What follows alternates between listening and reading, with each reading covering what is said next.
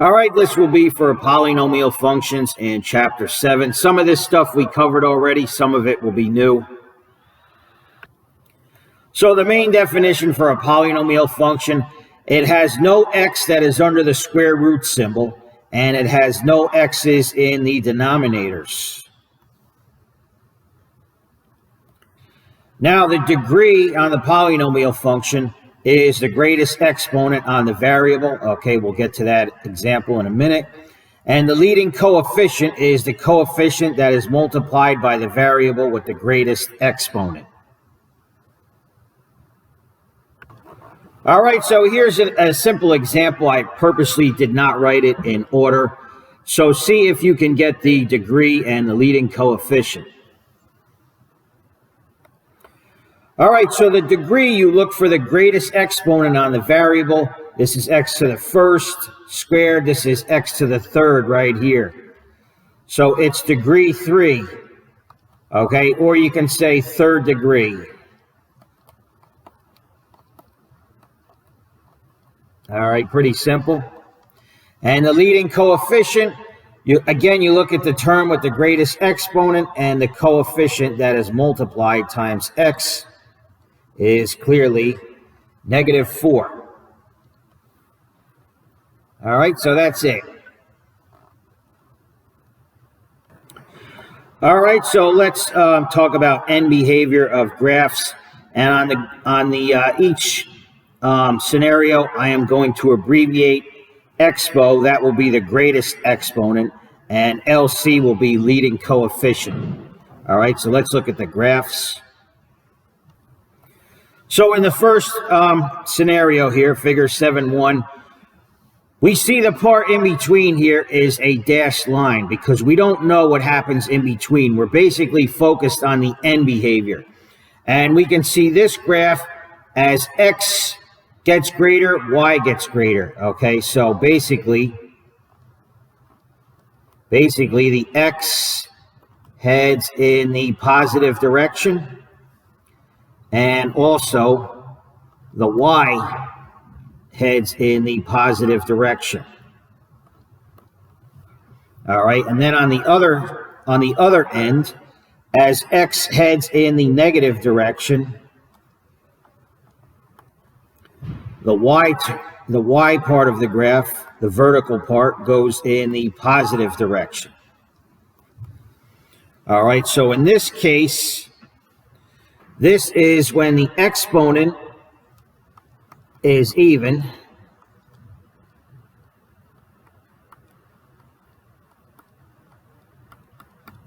and the leading coefficient is positive.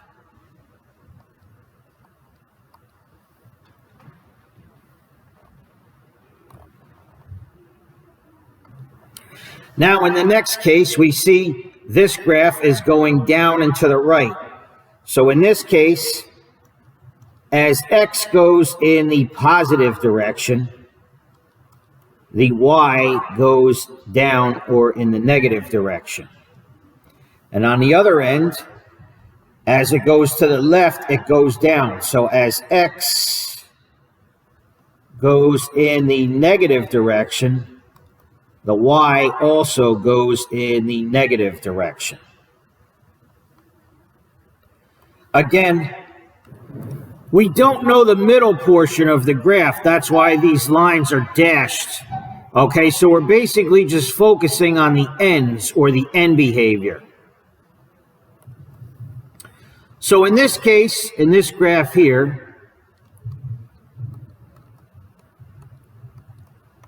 the exponent is even,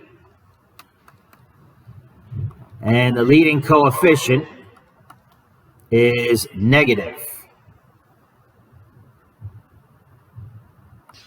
All right, so in this case, figure 7.3, we see this goes up and to the right. So as x heads in the positive direction, the y coordinate also heads in the positive direction. Okay, let me rewrite this. All right, as x goes positive, y goes positive, and the opposite on the other side. on the other end, as x goes negative, y also goes negative. You can see the graph is going down and to the left. All right, so in this case here, the exponent is odd, and the leading coefficient is positive.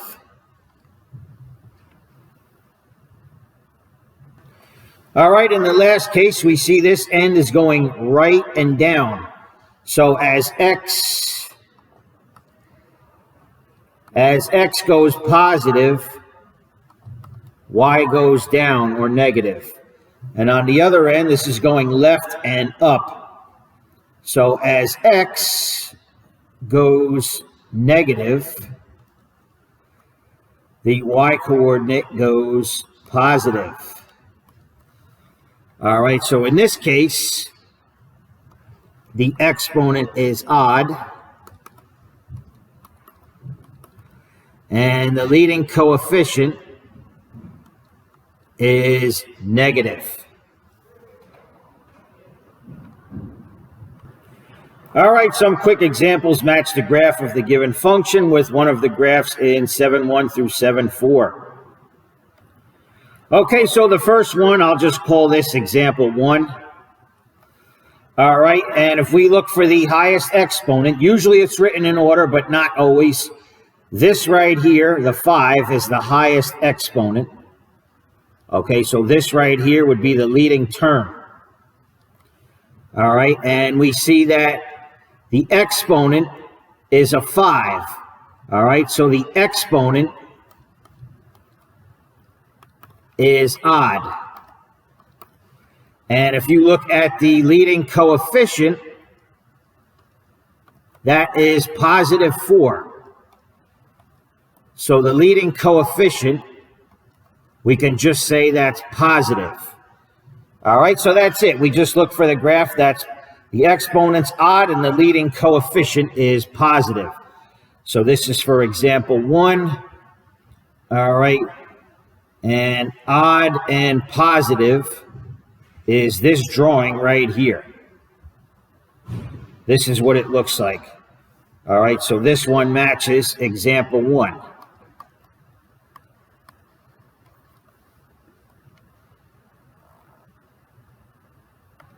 So in number 1, the graph is basically shaped like this. Goes up and to the right and down and to the left. All right, example 2. Look for the greatest exponent. This one is not in order. The greatest exponent is 2. So we are focused on this term right here. All right, now if you look at the exponent is even.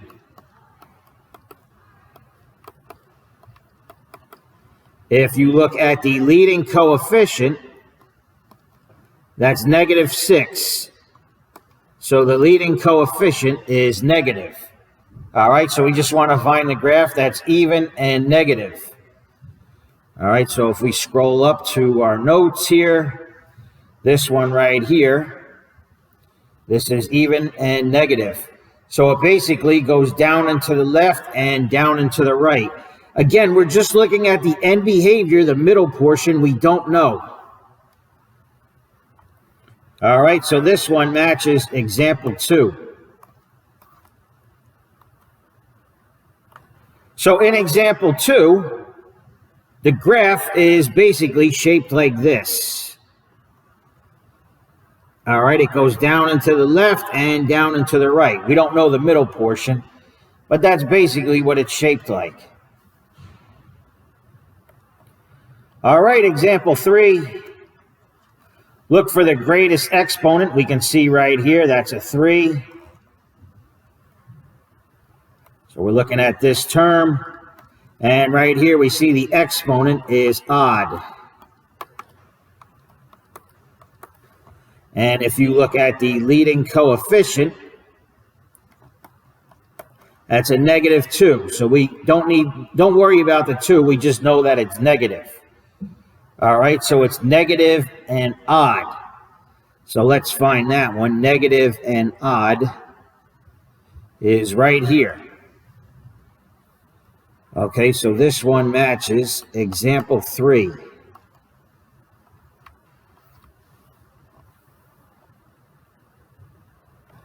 All right, so in example 3, instead of going up and to the right, this one goes down and to the right. Okay, it's basically like almost like a line with a negative slope. When this was positive and odd, it was kind of like a line with a positive slope. But now on this one, it's like a line with a negative slope. All right, finally, let's do example number 4. And we can see the greatest exponent here is a 4. All right, now when there's no number in front of the x, it's automatically a 1. So we can see the exponent is even. All right, the greatest exponent is a 4, so that's even. And the leading term or coefficient is positive 1, so it's just positive. All right, so this one is positive and even. All right, I believe that was the first example or scenario. All right, so right here, this is both even and positive. So this one matches example 4.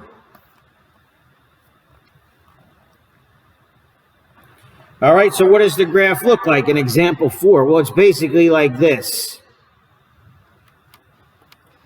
Okay, is it necessarily a parabola? Well, no, it might have curves in between. It might have some zeros, x-intercepts, but the end behavior, it goes up to the right, it goes up and to the left. So that's the idea. All right, so for these graphs, we're going to write the x-intercepts and factors. It's pretty easy because you can just see it. So, of course, we know the left-right axis is the x-axis. All right, and we can see the intercepts right here where it crosses the x-axis at -2 and +2. All right, so the x-intercepts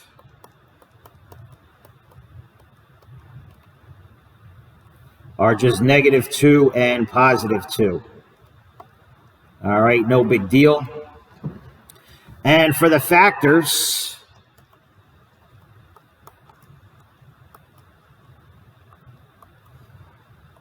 you just write x minus that number for each one.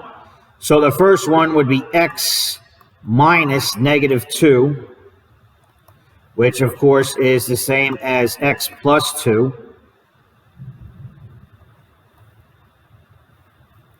And for the other one,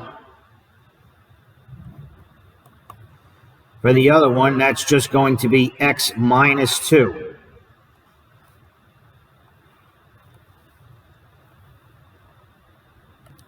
And why does that work? Because the x-intercepts are basically the zeros. These are the x-intercepts or the zeros. Okay, why do they call it the zeros? Because the x-axis is where y equals 0. All right, so if you set either of these equal to 0, if you set x minus 2 equal to 0, you would get x equals 2. If you set x plus 2 equal to 0, you would get x equals -2. So that's it. That's pretty simple. All right, see if you can do the same thing in figure 7.6, please. All right, x-intercepts. We have a 2, we have a 1, and we have a -1. All right, hope everyone can see that. Those are the x-intercepts at -1, +1, and 2. And for the factors, we have x minus negative 1, which is just x plus 1. We have x minus 1, and we have x minus 2. All right, if you set this equal to 0, you would get negative 1. If you set this equal to 0, positive 1, and so on.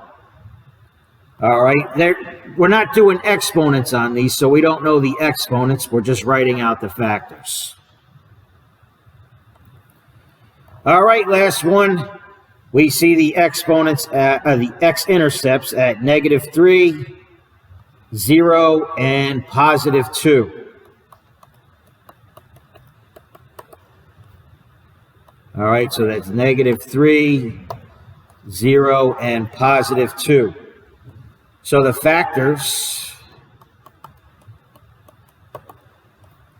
x minus negative 3 is going to be x plus 3. And this here is going to be x minus 0, which just equals x. All right, so you don't have to write x minus 0, it's just x. And here at the end, we have x minus 2.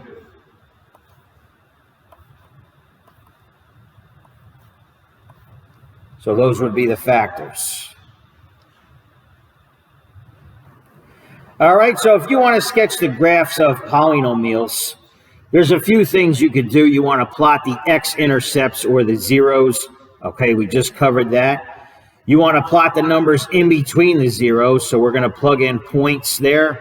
And plot the y-intercept, because that's easy. You just plug in x equals 0. All right, so we're going to graph this function here. I'm going to rewrite this on the graph paper in a minute. But just for your information, you see we have a negative sign out front here. And if you multiplied the first terms here, you would have 2x times x times x. The leading term would actually be negative 2x to the third.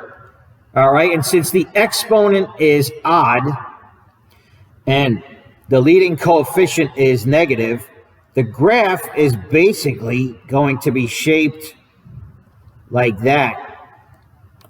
All right, so we want to get something like that when we graph this. But let's rewrite this equation on the graph paper. All right, so we have our function here. So the zeros, or the x-intercepts,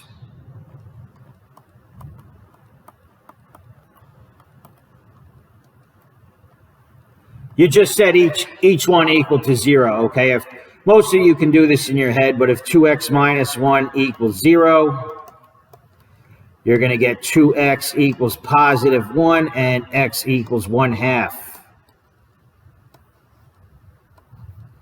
All right, for the other two, you get x equals negative 2 and x equals positive 3.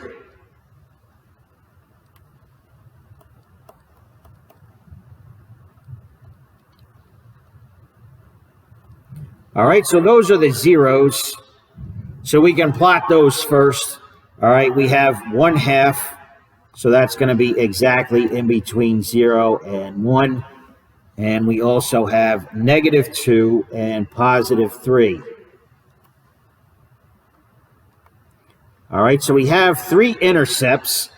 Let's plug in some points in between the intercepts. All right, so in between these two right here, we have 1/2, we have 3. Let's plug in 2. All right, so we evaluate the function at 2. We can just say f of 2. And that's going to be negative 2 times 2 minus 1.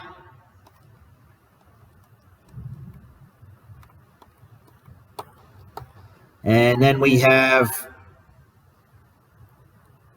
let's see, 2 plus 2, and then 2 minus 3.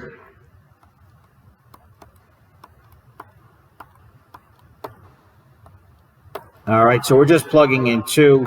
So that's going to be negative 4 minus 1 is 3. 2 plus 2 is 4. And 2 minus 3 is negative 1. And that's going to be a positive 12. And of course, that's way off the graph. All right, at f of 2, it's going to be positive 12. So that's actually at x equals 2, it's going to be way up here at 12, unfortunately. Okay, in between these two, we have a negative 1, so let's try that one, f of negative 1. All right, so f of negative 1, the function starts with a negative. 2 times negative 1 minus 1. All right, 2 times negative 1 minus 1. And then it's going to be negative 1 plus 2.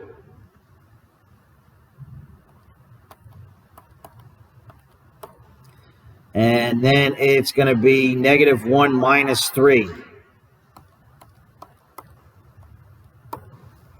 So what do we have here? Negative sign out front. 2 times negative 1 is negative 2. Minus 1 is negative 3. Negative 1 plus 2 is 1. And negative 1 minus 3 is negative 4. So here we have 3 negatives. That's going to be a negative 12. All right, and that's at negative 1. So at negative 1, it goes all the way down to negative 12. All right, and let's see. The y-intercept is easy. That's at x equals 0. So we're going to have a negative sign out front, 0 minus 1, 0 plus 2, and 0 minus 3. And the two negatives make it positive. It's going to be negative 6. All right, that's your y-intercept. So that's all the way down here, negative 6 for the y-intercept.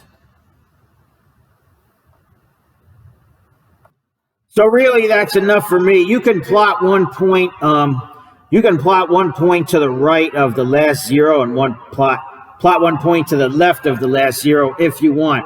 But remember, we said the function is basically going to be shaped like that.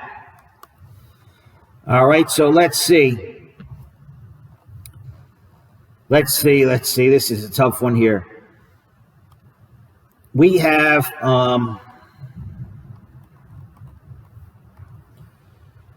these points, and we have this point way up here. So that's going to be like so. And of course, it turns around and goes that way. And then it crosses the y-axis right there, and it goes down, and then it has to turn back around and go up through that 0. Okay, a little sloppy, but you get the idea. All right, so that's basically it. I'm not going to grade on neatness or anything like that.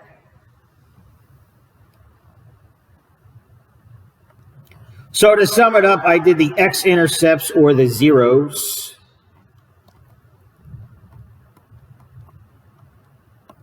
All right, and I did the y-intercept because that's easy. And I plugged in a couple of points in between the zeros. That's all. And I got the general shape of the graph.